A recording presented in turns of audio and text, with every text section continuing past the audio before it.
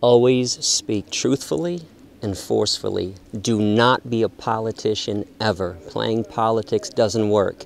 If you think that if you're going to say plant-based instead of vegan, that's going to make somebody listen, you're sorely mistaken. If you think that by saying, I'm an animal advocate instead of an animal liberation activist, that someone's going to listen, it is completely untrue. After talking to 60,000 people, I've realized and learned that people are ready to listen to the message or they're not, no matter how you act. I can be as sweet as Gandhi or as radical as early Malcolm X, and it will not change one person's mind about the issue of veganism and animal rights. It all depends upon the person, whether they're willing to listen. I'll give you an example. A couple times a year, I have speeches that turn into a Jerry Springer show. People want to scream and yell at me. I don't want to do it, but they want to start. So recently, one of these lectures happened, and the student told me that I was rude and abrasive. I said, okay.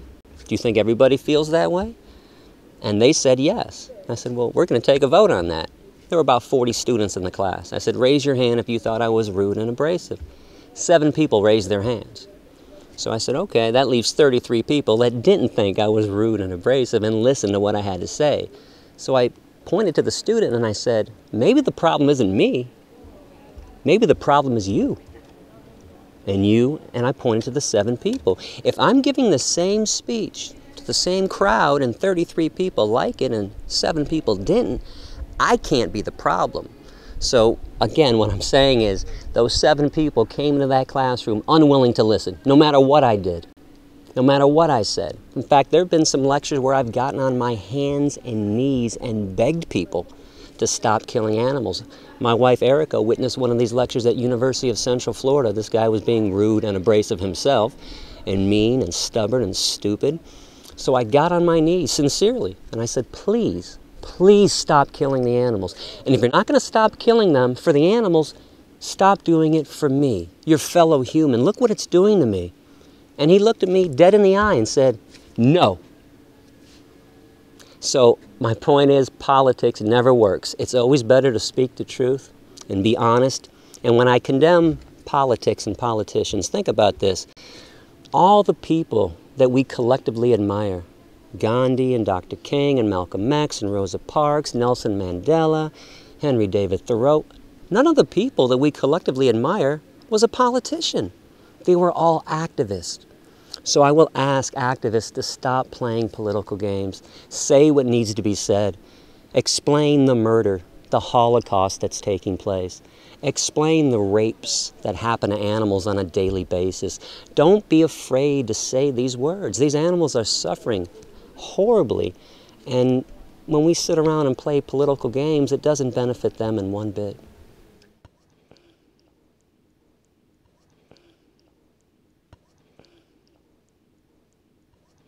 I'd say to that person, first of all, you just proved that humans don't have intelligence. Anybody that would make a claim that animals don't feel and they're not smart are completely idiotic, stupid, selfish, and speciesistic. It's insane to think that animals don't feel. If they don't feel, then when we torture them and they scream in pain, when they're being hung upside down in a slaughterhouse, what are they screaming from? Nothing. When we light them on fire in burn research and they scream. And then the animal researcher claims, well, we gave them anesthetic so they wouldn't feel. Well, if they didn't feel, what do you give them anesthetic for? So they don't feel? Nothing? It's completely insane. Animals have the same, when it comes to pain and suffering, animals and humans are completely equal. That's for sure. And animals are also rational beings too. There's a big myth out there that only humans are rational and aware. You know, if animals are flying in a V formation, if they're hiding when they don't want to be seen, if they can locate water to drink, if they can find shade on a sunny day and seek warmth when it's cold, okay, that's logical thought. They're always being logical.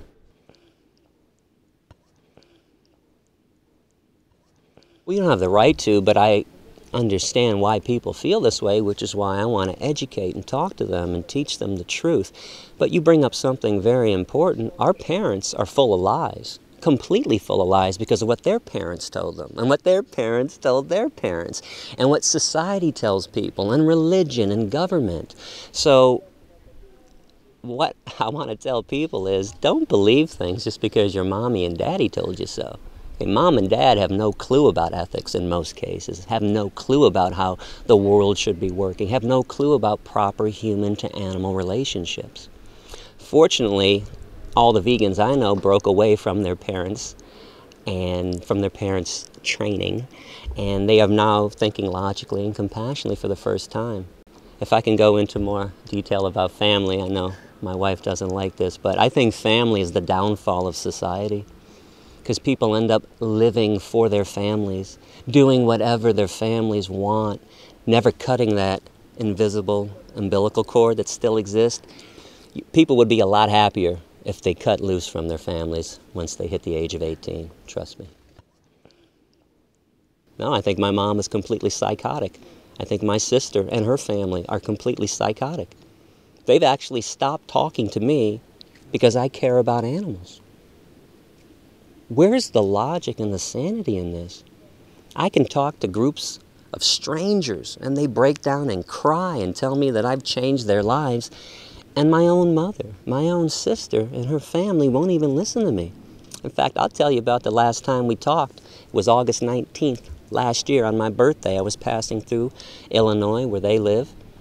I was there for one day because that's all I can take from my family anyways. It's not like we were close before that. But we went out to lunch to a place that just put vegan burgers on the menu. I assumed we were all getting vegan burgers because I have a rule that I established in 1997, and it's if you want to sit down and eat with me, you eat vegan. Oh, we don't eat together. I'll see you later on.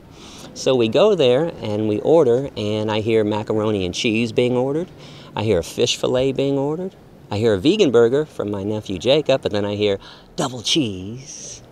So Erica knows how I am. I turned to her and I said, did I just hear what I thought I heard? And she didn't even want to acknowledge. She's like, yeah. So I explained to my family, I go, you guys know when the last time you saw me?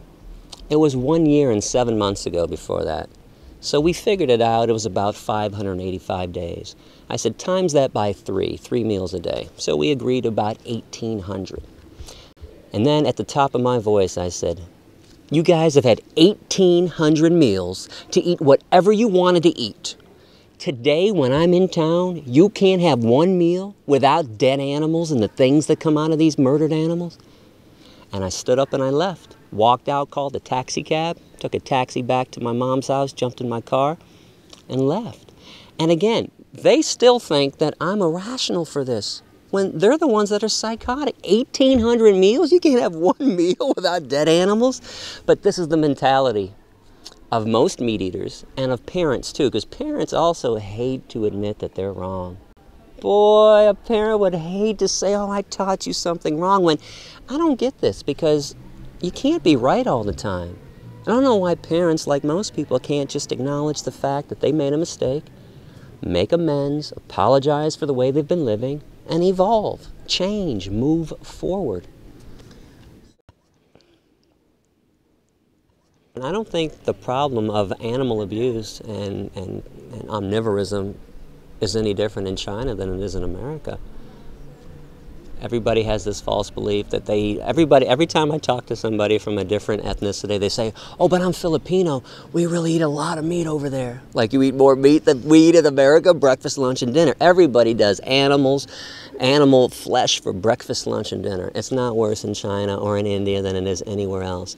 And if I happen to get America or Israel or Italy to go vegan first, that's still a victory. And then we'll just move on to another country and get them to go vegan. That's how it's going to work. I doubt it's all going to happen at once. There's going to be a mass revelation, an epiphany, and the whole world's going to go vegan overnight. Change, unfortunately, doesn't happen that way. I mean, we can look right now in many parts of the world. Women, for example, have achieved equal status, but in most parts of the world, they haven't. So just like women's rights isn't going to happen all at once, neither will animal rights. But you keep on talking and preaching and teaching, and you get women's rights over here, and animal rights over here, human rights over here, animal rights over here, and then eventually we're going to have a peaceful planet where everybody can be treated fairly and equally.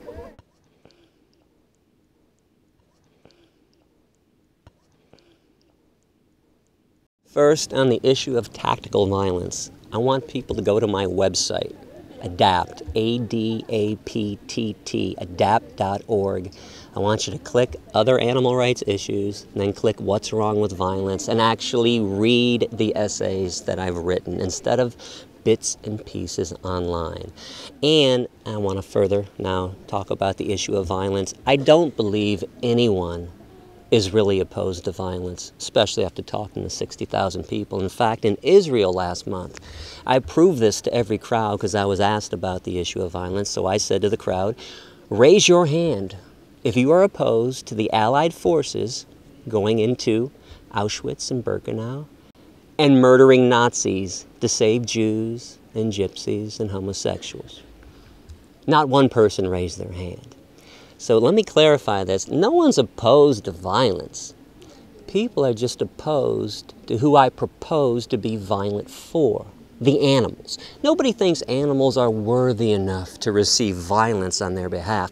Well, I think the chickens and the turkeys and the pigs and the cows disagree vehemently, and I disagree too. In fact, if you want to think about this further, if you had a pacifist, and you had somebody like me who does practice pacifism but believes that violence has its place, would you want a pacifist fighting for you? Or would you want me fighting for you? Because I'm going to get you out. I'm going to get you out of the torture chamber. I'm going to get you out of the slaughterhouse. The pacifist is going to hold aside, say, hey, please set them free. I'm going to go in with guns drawn. And let me explain this too. If I went into a slaughterhouse and had guns drawn, and people had knives against the throats of pigs, and I said, you drop your knives. The killing is over. It's done. Let them go. It's over. I'm the one doing the noble act. I'm stopping the murderers, because unfortunately, there's a segment of our population that won't stop no matter what until you put a gun to their head, until you treat them like the victims are treated. And I want to clarify something else, because during this essay on violence I wrote a line that said that I think that women in fur coat and men in fur coats, I said men too, should be raped.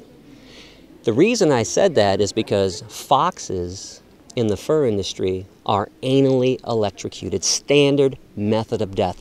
Take a steel rod, lift up a fox's tail, shove it in their ass, and electrocute them. That's a rape.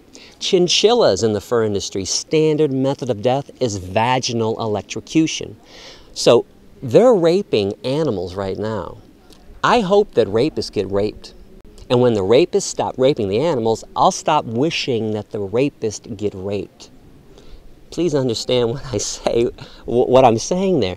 They're the ones bringing this on themselves. If they didn't rape and kill and pillage and murder, I wouldn't wish anything horrible on them. And I want to clarify this too about my wishes. My wishes don't come true. It's a wish of mine. I'm not asking anybody to do this. I hope that evil things happen to evil people. I'm sorry, I just can't bring it in my heart to have any empathy and love for evil people. I hope Nazis get raped. I hope child molesters get raped. I hope rapists get raped. I hope murderers get raped. I hope people that do evil things have evil things happen to them. And that's the whole point of my essay. I know people want me to be Gandhi, but I'm not. I don't claim to be Gandhi. In fact, if you ask me, my hero is early Malcolm X, who also supported a violent retaliatory response. And that's all I'm saying. If the time comes when we have to pick up arms, take arms, bear arms to go liberate the animals, we're going to be on the right side of justice. Just like the Allied forces were on the right side of justice. Pacifism, unfortunately, is what allows victims to be victimized. Pacifism doesn't solve problems of torture and abuse. It's a nice notion. It's a cute story. And let me say this again. For 11 years, straight years, that's all I do is pacifist lectures. I educate people. Okay? But it doesn't liberate the animals completely. It helps.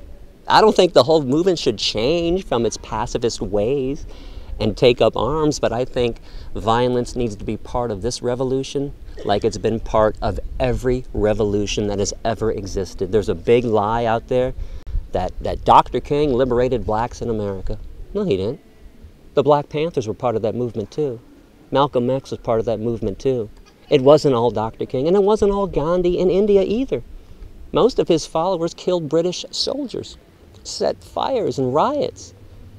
And let me bring one more thing up about pacifism. Gandhi, who I admire a lot, okay?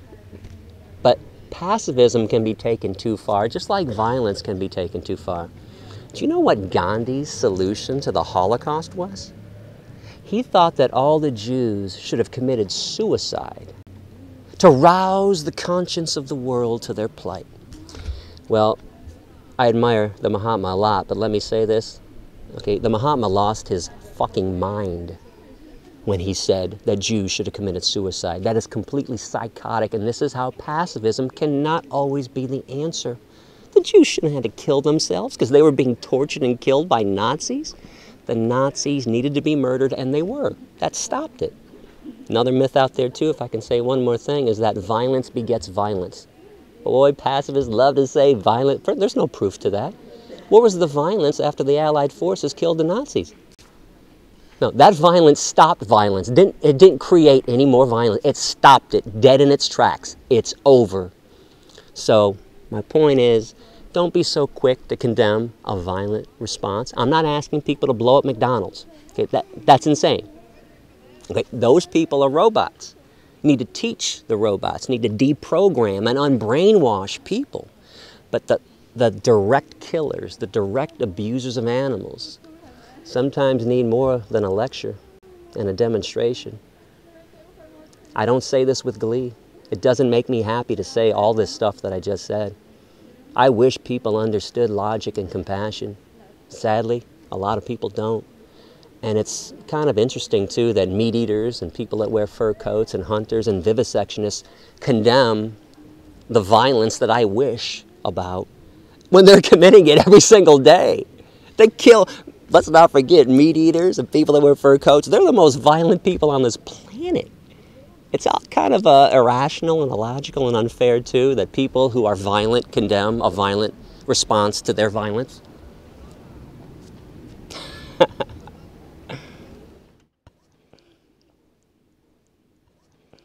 Veganism is the most ethical way to live, and that's why people choose veganism. It causes the least amount of pain and suffering intentionally on this planet.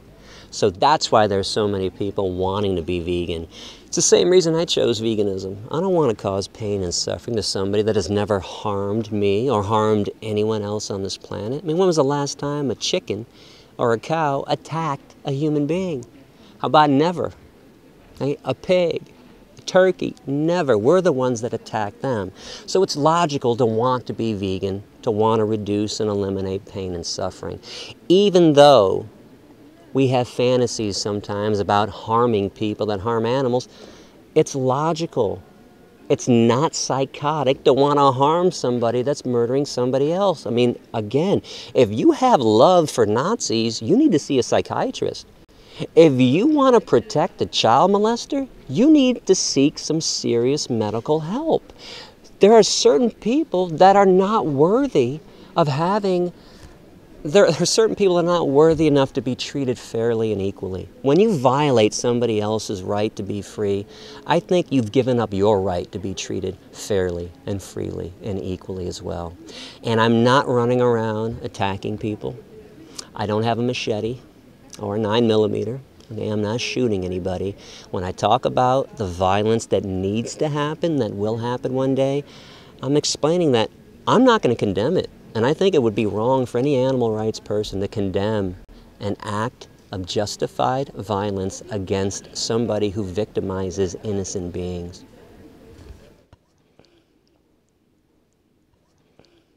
I'm shocked that people are so shocked when I wish rape upon somebody that's evil.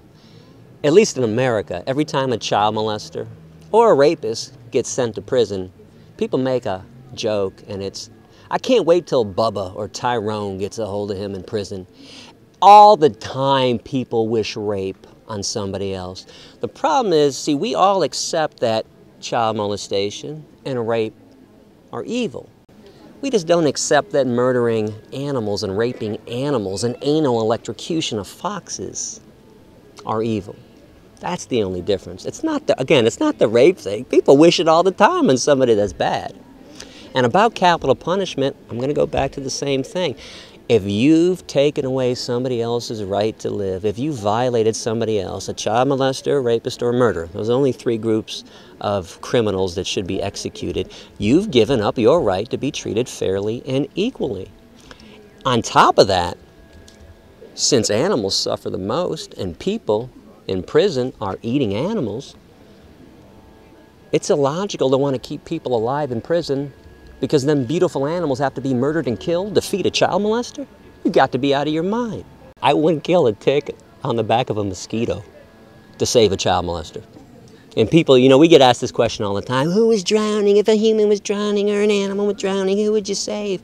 Well, it depends who the human was. You going to save Jerry Sandusky, the Penn State coach that just got convicted of raping like 50 children? Are you really going to go up in a canoe and save his life? I'm going to take the oar and I'm going to hit him over the head and make sure that he drowns. I would never, there are so many groups of humans that aren't worth saving at all. But people are so in love with humans and so full of vengeance and so full of hate against animals, people will make illogical statements like, oh, all human life is valuable. No, it's not. Look around the planet. Most human life is not valuable. In fact, I can prove this to you. Do you know if you removed humans from this planet, the removal of our species would benefit everything that exists? It would benefit not only the animals, it would benefit the insects, it would benefit the water, the air, the mountains. If we're the only ones that are expendable on this planet, why do people think we're so important? Because if you took the ants off this planet, the whole system would collapse. The bees, and the bees are dying off. If you've been following the news for the last 10 years, when the bees go, we're about 2 to 3 years behind the bees. That's how valuable bees are. Take us out, everything gets better. Now, as I say this, I don't think it has to be this way. Again, this is why I want to educate people and talk to people and teach them how to live compassionately and altruistically and peacefully on this planet. But right now, we've gone awry. We're like the worst bacteria that has ever existed on this planet. And peace begins at the dinner table. Again, if you can start, giving compassion to the animal kingdom, to the insect kingdom, then you start living peacefully with the planet and with each other. I don't want any innocent being executed by our governments. Okay, I want DNA to be used. Okay, but there are certain cases where people are flat out guilty of rape, child molestation, and murder. There's no question about it. And keeping these people alive for 20, 30, 40, 50 years and killing thousands of innocent animals to feed them, that's insane. That's a completely insane position if you care about innocent beings and you care about justice. Certain humans have to be cut loose. Thank you very much for being here with us. Thank you. Thanks for having me. Thanks for listening.